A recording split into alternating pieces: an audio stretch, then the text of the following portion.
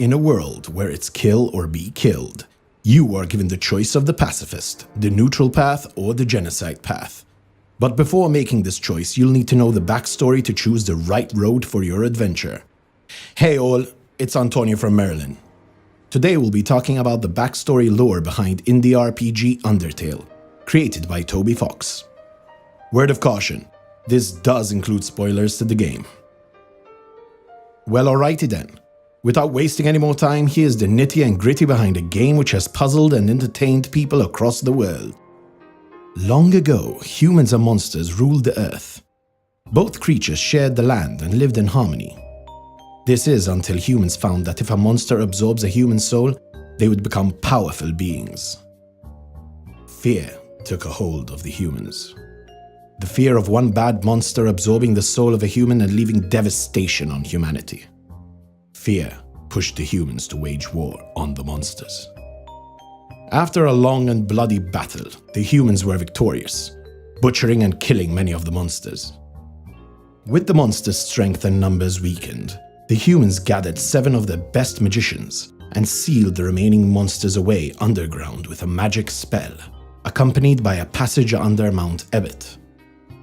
This magic barrier the humans created was a one-way door, meaning if something or someone had to enter the magic barrier, it would be near impossible to leave, except for one case.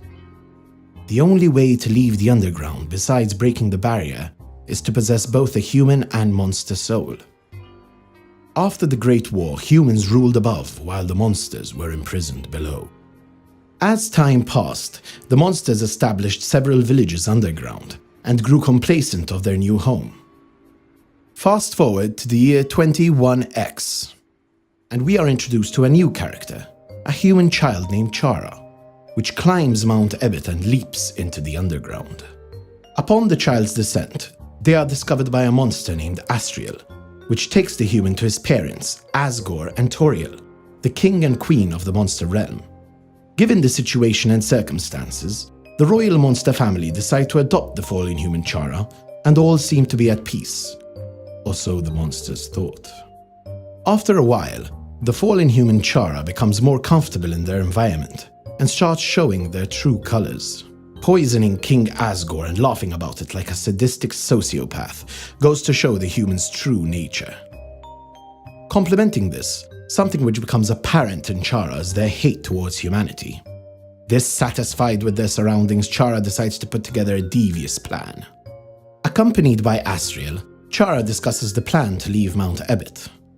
The idea was for Chara to give their life for Asriel, to absorb Chara's soul and leave the underground, break the barrier, and free the monsters from under the mountain.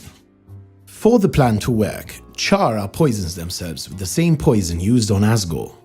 Not knowing what the human child has done, the monsters think Chara was struck by illness, but only Chara and Asriel knew what had to be done.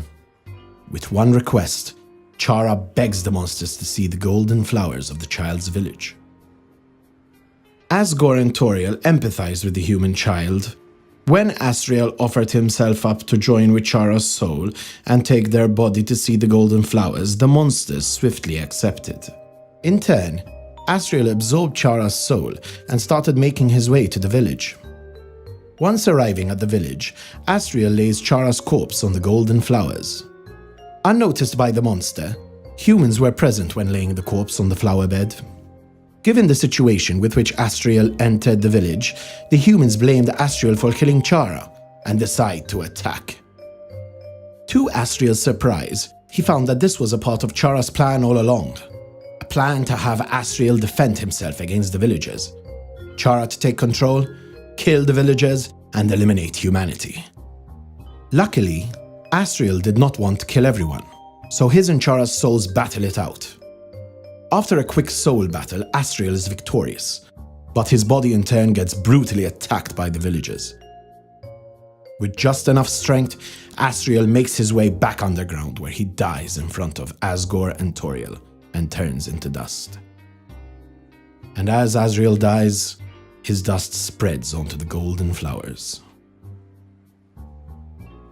Stricken by grief after the death of Prince Asriel, the monsters become furious, and Asgore, the king of the monsters, declares war with humanity.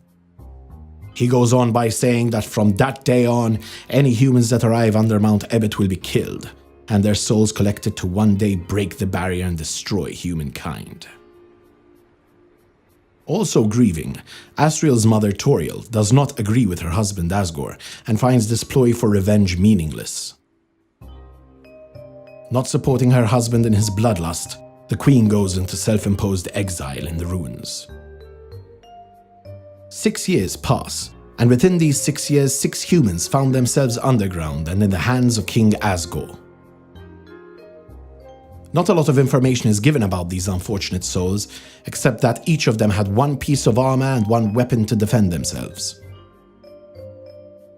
In any case, Asgore collected each of their souls and placed them into holding containers, eagerly waiting for the next soul to come his way.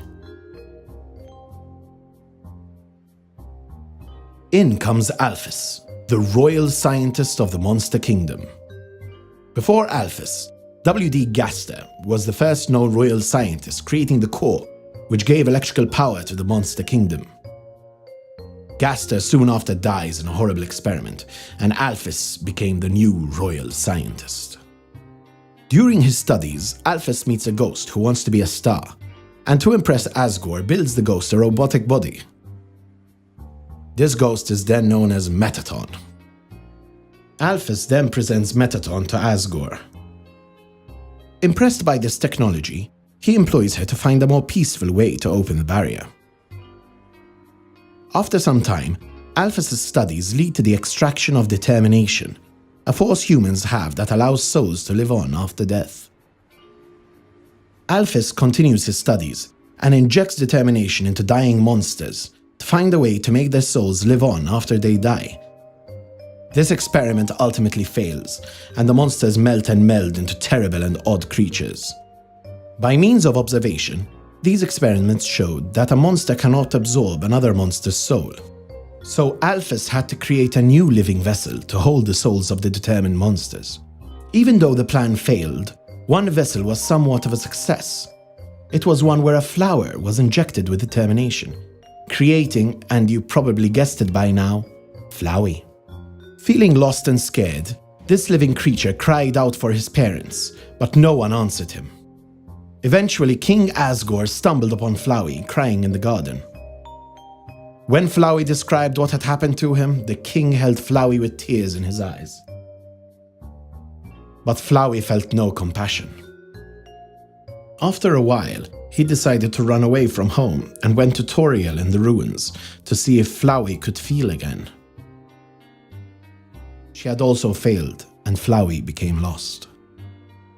A living creature, which felt no emotion, having a strong link to Prince Asriel, could not bear this life of feeling nothing, and decided to take his own life.